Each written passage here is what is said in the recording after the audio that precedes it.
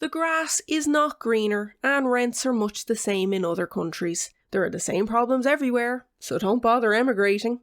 Or so says Leo Varadkar anyway. Hi everyone and thanks for joining me today as we take a look at the latest soundbites from the man who will soon be Taoiseach, Leo Varadkar.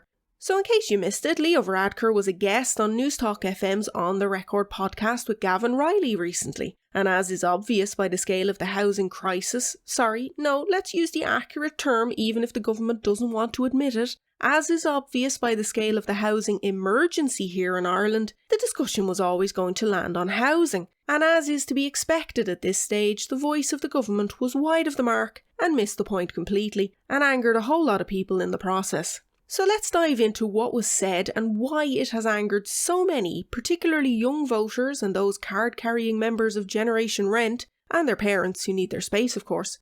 So it started off with Gavin Riley asking An Tánaiste about the front page of the Sunday Independent about why there is such a serious underspend of the housing budget for this year. Now, I'm not going to dwell on this part of the interview as it was really what you'd expect from someone in government. I will sum up my feelings though. I felt the answers given were a lot of waffle, to be honest. Just more excuses to add to the litany of excuses already being used. COVID was a nice, handy and even understandable excuse for government inaction on housing. But now that the country has reopened, the excuses have moved on to the war in Ukraine, not being able to source materials, the cost of said materials, and not enough construction workers to go around, but that yet somehow the budget will still be spent in the next month or so. I'm going to leave that can of worms there. Suffice it to say, his answers were lacking, in my opinion, and not very convincing.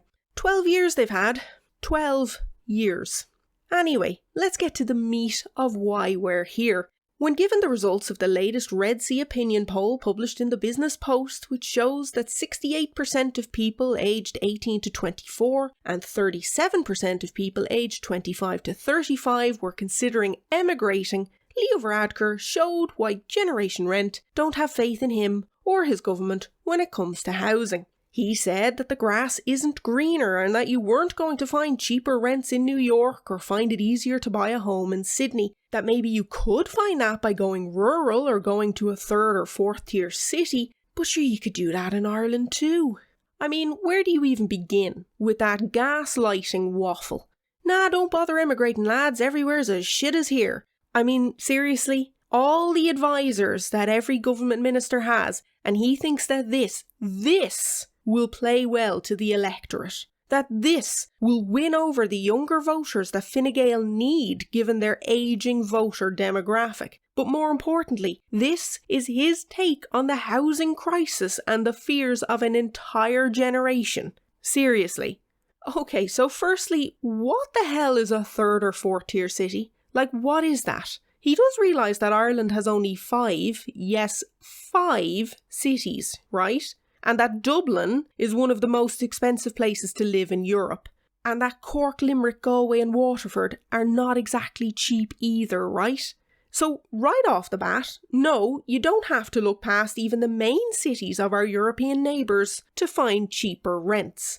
Secondly, is he honestly comparing Dublin, or anywhere in Ireland for that matter, to New York? Because that is like comparing apples and oranges.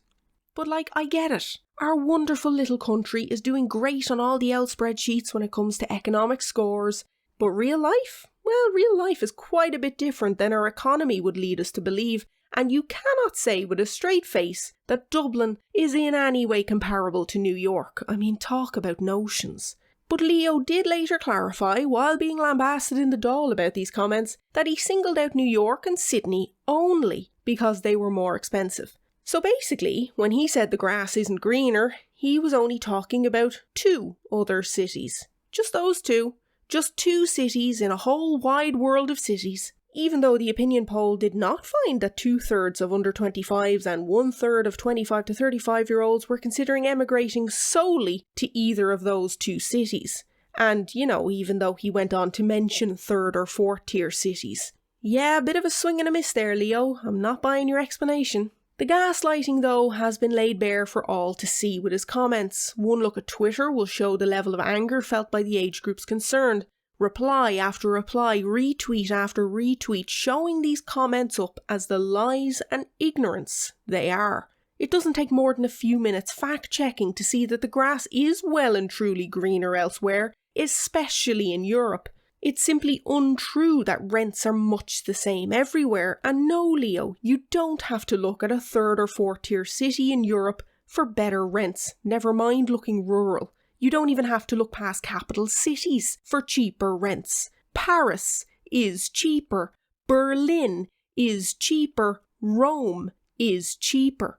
But it's more than just the absurd rent comparisons that people are angry about. Rent is just one factor in why people emigrate. It can often be the straw that broke the camel's back, but there are far more reasons than just rent as to why so many have left or are considering leaving Ireland.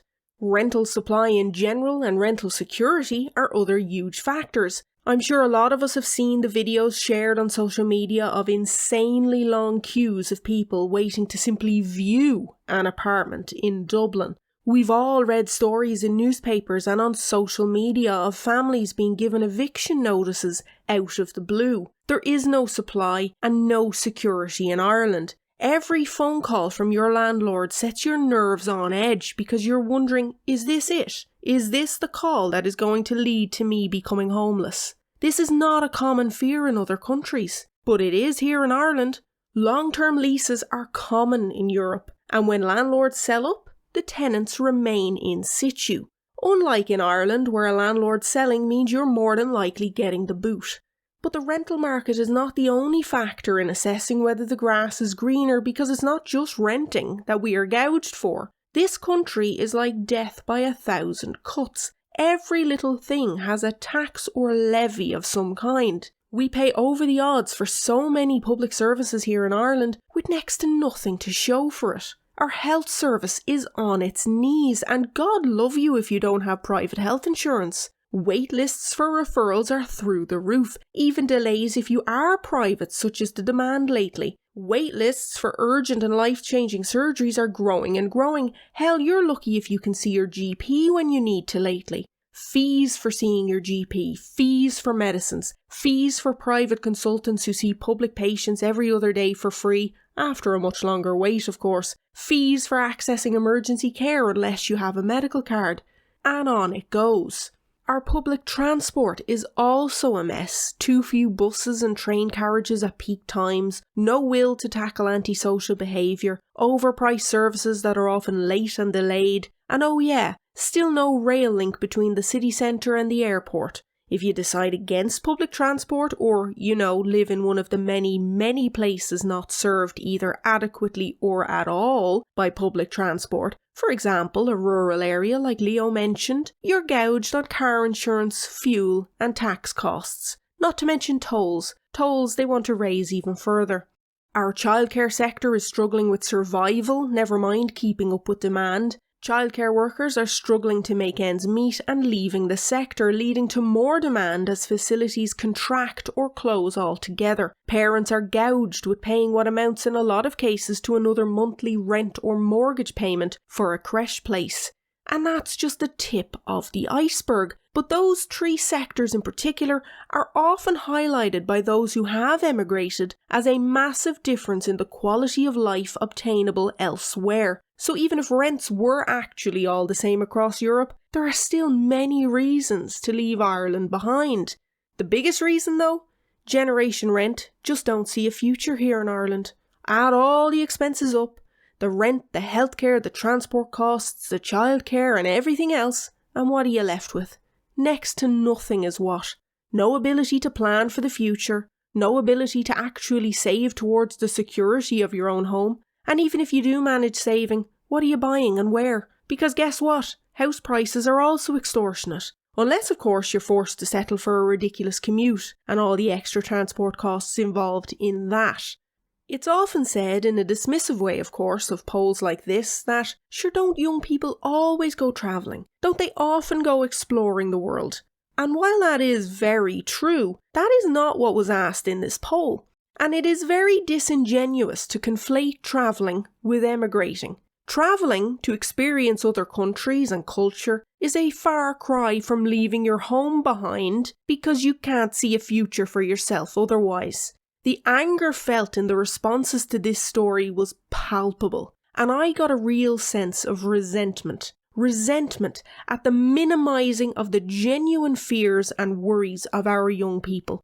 Resentment at the blatant gaslighting and lying. And resentment that they were forced from their homeland in order to find the basics in life, only to be told they had no reason to emigrate because according to Leo, everywhere is the same. Fine Gael are facing a very real problem with losing young voters. As I said, they have an ageing voter demographic and need to find ways to win over the younger voters.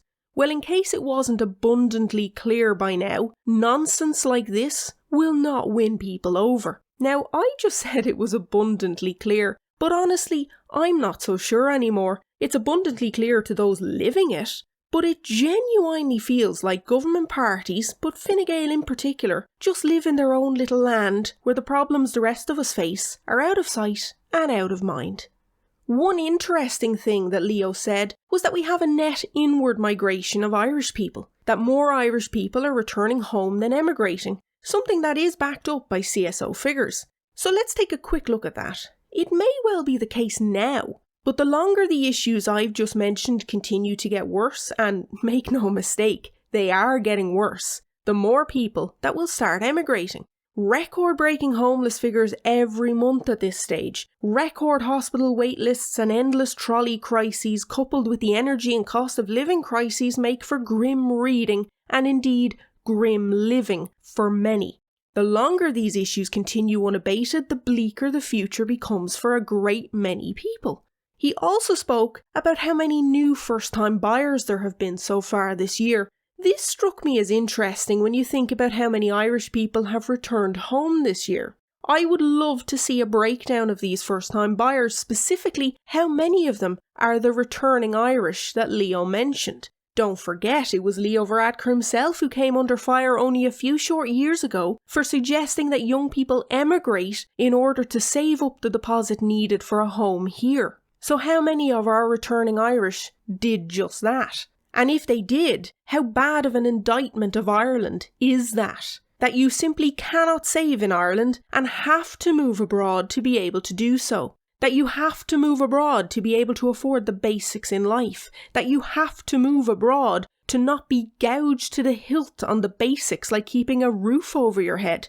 So no, Leo, life abroad isn't much of a muchness. The same problems don't exist everywhere, and the grass can indeed be greener.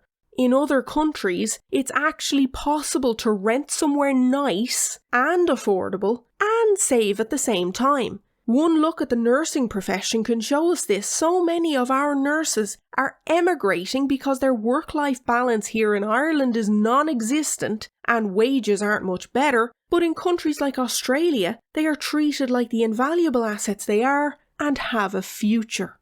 Now don't get me wrong, there's no such thing as a perfect country, and every country does indeed have its own problems, but here in Ireland, we seem to have all the problems all at once.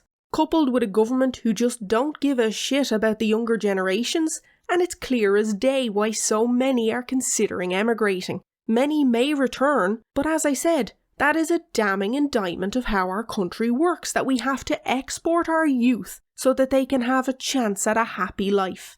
It is very easy to dismiss the concerns of young people, especially those in the 18 to 24-year-old bracket, but ignore and gaslight their concerns at your peril. We are facing a severe brain drain as people just don't feel valued. With any luck, many of those who have been forced to emigrate will plan their next trip home for around election time. It's just not sustainable to export so many of our youth. So there you have it. Leo caught in a lie. Leo caught gaslighting an entire generation. Our soon-to-be Taoiseach. What a wonderful Christmas present, eh? Thanks for joining me today. If you've enjoyed my musings, please throw a like on the video and subscribe to the channel for more from me. And don't forget to hit that bell icon to be notified of new content when it becomes available. You can also follow me on Twitter for bite-sized reactions to the news of the day. Until next time, slán go fóill.